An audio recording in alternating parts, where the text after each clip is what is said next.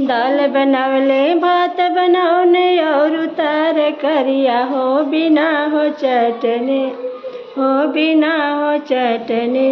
देवरु जेवना ना जेवै हो बिना हो चटनी, देवरु जेवना ना जेवै हो बिना हो चटनी।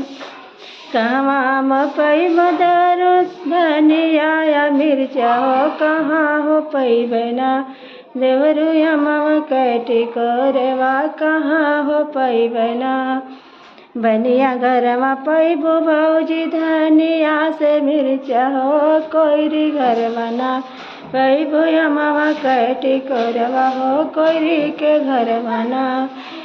बनिया ते मांग देवरु रुपया से पैसा कोइरी मांगना, देवरु तू घरी बहिनिया देवरु मांगना।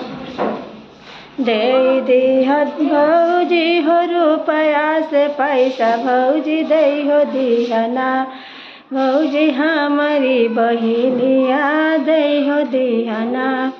अगिया लगैबो देवरु तू हरी सवदवा देवरु नाही चिन्हना, देवरु अपनी बहिनिया नाही चिन्हना।